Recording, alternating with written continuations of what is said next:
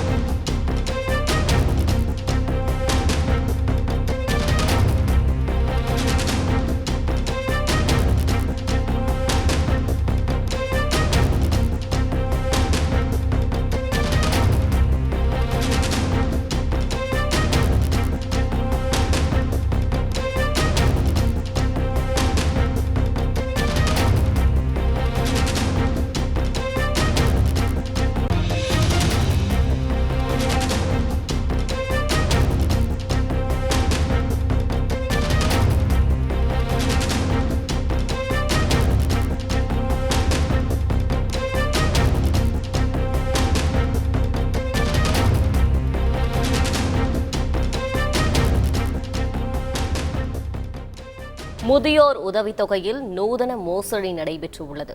முதியோர் உதவித்தொகையில் 27 லட்சம் ரூபாயை நூதனமாக திருடிய கணினி ஆபரேட்டர் பிடிபட்டுள்ளார். இதன் முழு விவரங்களோடு நமது செய்தியாளர் சுந்தர் இணைகிறார். வணக்கம் சுந்தர். பிடிபட்ட ஆபரேட்டரிடம் ஏதேனும் விசாரணை நடத்தப்பட்டதா? முதற்கட்ட விசாரணையில் வெளிவந்த தகவல்கள் என்ன? முழு விவரங்களை பதிவு செய்யுங்கள். அதாவது மூத்த குடிமக்களுக்கும் ஆதரவற்ற முதியோர்களுக்கும் தமிழக அரசானது 1200 ரூபாய் OAP என்று அடங்கிய முதியோர் உதவி தொகையை வழங்கி வருகிறது. இந்த வகை அதாவது புதுக்கோட்டை மாவட்டத்தில் தகுதியான நபர்களை ஆய்வு செய்து அவர்களுக்கு மாதந்தோறும் முதியோர் உதவி தொகை செல்கிறதா என்பதை கண்காணிப்பு பொறுப்பையும் அதிகாரிகள், அரசு அதிகாரிகள் செய்து வருகின்றனர். இந்த பணிகளை தனி வட்டாட்சியர்கள் மற்றும் வருவாய் ஆய்வாளர்கள் நியமிக்கப்பட்டு கண்காணிக்கப்பட்டு வருகிறது. இந்த கண்காணிப்பை மீறிதான் இந்த கணினி ஆபரேட்டர் இந்த மோசடியில் ஈடுபட்டுள்ளார். அதாவது வருவாய் ஆய்வாளர்கள் மற்றும் கிராம நிர்வாக அலுவலர்கள் அதாவது இறந்த முதியோர் உதவி தொகை கணக்குகளை அவர்கள் தங்களுடைய கணினியில் பதிவேற்றம் செய்ய வேண்டும். அதாவது மாதந்தோறும் யார் யாருக்கு செல்கிறது என்பது குறித்து கண்காணித்து பதிவேற்றம் செய்ய வேண்டும்.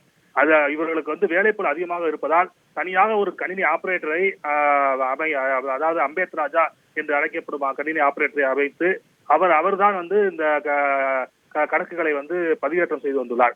அதாவது இறந்தவர்கள் மற்றும் ஆதார் இல்லை, அதாவது வங்கி கணக்கில் ஆதார் இணைக்கப்படவில்லை என்று திரும்பி வரும், அதாவது முதியோர் திரும்பி வரும் தொகைகளை தன்னுடைய வங்கி கணக்கிற்கு அம்பேத் ராஜா அதாவது வாங்கி செலுத்தியுள்ளார். இந்த எப்படி கண்டுபிடிக்கப்பட்டது என்றால், தொடர்ந்து இது போன்று அதாவது 2023 ஆண்டு முதலேயே எந்த ஒரு அதாவது ஒரு மாதத்திற்கு அனைவருக்கும் வங்கி அதாவது முதியோர் உதவி தொகை சென்றதாக கணக்கு கணக்கிடப்பட்டுள்ளது. இதனால் சந்தேகமடைந்த அதாவது அதிகாரிகள், சமூக பாதுகாப்பு அதிகாரிகள் நேற்று வருவாய் அதாவது புதுக்கோட்டை தாசில்தார் அலுவலகத்தில் ஆய்வு செய்துதான் இந்த மோசடியானது தெரிய வந்துள்ளது. இது தற்போது அந்த அம்பேத் ராஜா மற்றும் தாசில்தார் அதாவது அந்த பணியில் இருந்த தாசில்தாரிடம் தொடர்ந்து விசாரணையான நடைபெற்று வருகிறது.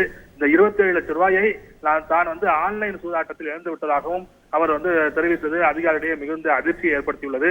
இன்று மாலைக்குள் அந்த 27 லட்சம் ரூபாயை திருப்பி செலுத்திவிட வேண்டும் என்று மாவட்ட நிர்வாகமானது தெரிவித்துள்ளது. அதாவது அவர் மீது எந்த நடவடிக்கையும் எடுக்கப்படாமல் ஒரு மோசடி செய்த பணத்தை திருப்பி செலுத்தினால் போதும் என்று அதிகாரிகள் கூறியது தற்போது பெரும் அதிர்ச்சியை ஏற்படுத்தியுள்ளதாக உள்ளது.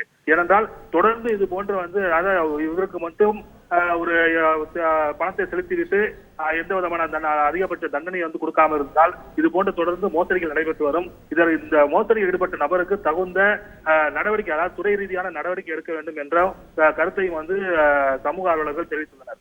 விவரங்களுக்கு நன்றி Sundar. Satyabhama Institute of Science and Technology, Chennai.